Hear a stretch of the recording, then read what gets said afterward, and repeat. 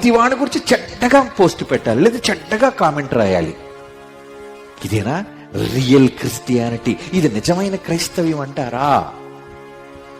ఈరోజు బైబిల్ నుంచి క్రైస్తవులుగా మనం ఏమి నేర్చుకుంటున్నాం అంటే పూర్తిగా క్రైస్తవం యొక్క విలువలను చంపేస్తున్నాం మనం. ఒకవేళ శత్రువైన ప్రేమించనంటే, నేను నీ పొరుగుండే కదా, నేను నీ శత్రువా? నువ్వు నా శత్రువా? కాదు కదా.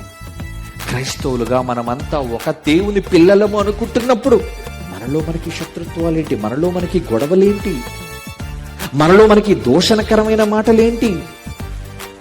చివరికి ఎంతగా దిగజారిపోయారంటే క్రైస్తవులే ఏమండి బూతులు మాట్లాడే స్థాయికి దిగజారిపోయారండి. అలా బూతులు మాట్లాడే వాళ్ళు కూడా క్రైస్తవులైన వాళ్ళు ఉన్నారని మీకు తెలుసా? ఒకసారి సోషల్ మీడియాకి వెళ్ళి చూడండి, దేనికోసమైనా కిందన పెట్టి కామెంట్లు వాడు నచ్చని వాడు అనుకో, వాడు ఎంత అసభ్యకరంగా మాట్లాడతాడంటే ఏమండి ఆ పైన ఉన్నవాడు నచ్చలేదు, ఆ వీడియోలో ఉన్నవాడు ఎవడైనా కావచ్చు, స్త్రీ కావచ్చు, పురుషుడే కావచ్చు, నచ్చలేదు అనుకోండి.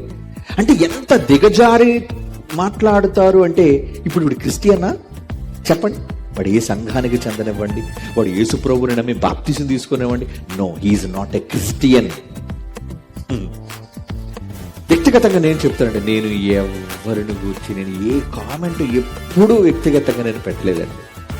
దేవుని గురించి చెప్తున్నాను, మీరు కూడా ఎప్పుడు పెట్టకండి. ఎందుకంటే మనం మంచిని నేర్చుకుని మంచిని నేర్పించాల్సిన వాళ్ళం మనం, లేదంటే దేవుడు స్వీకరించడు.